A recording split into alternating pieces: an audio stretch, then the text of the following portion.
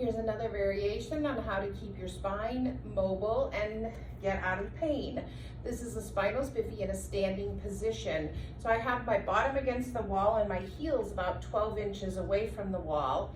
And I'm going to take a breath in, and as I exhale, I'm going to flatten the part of my spine that's at the waistline of my pants. I'm exhaling and I'm flattening. I'll feel a little stretch of muscle back there, and I'll feel toning and tightening of my front body. I'm going to inhale and press my tailbone into the wall, and I'll be getting a little bit of an arch away from the wall. Exhale and flatten. Inhale and press my tailbone, and I'll have that little arch. Exhale, flatten. Inhale, arch. So this work is really coming from my pelvis. I'm pressing the back of my pelvis, the low part of my pelvis, into the wall.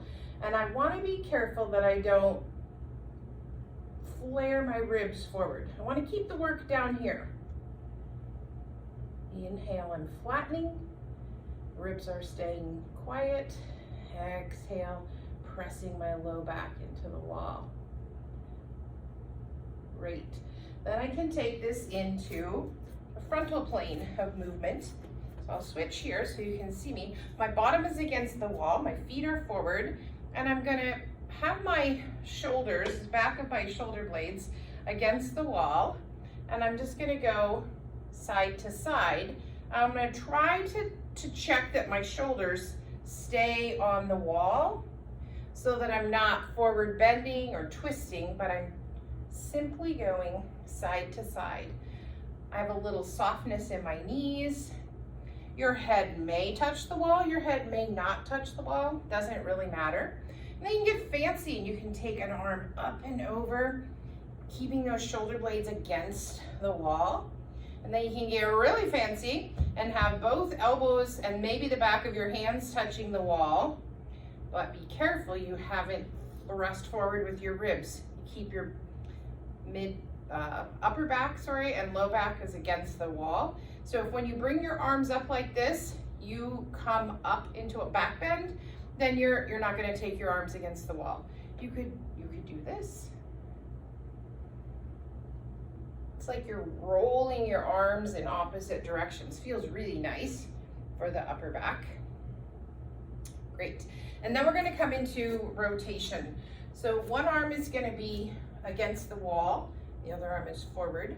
And as I inhale, it's like I'm pulling back the string on a bow, and this is the arrow going forward, and I'm just rotating my body really nicely using the wall for some support.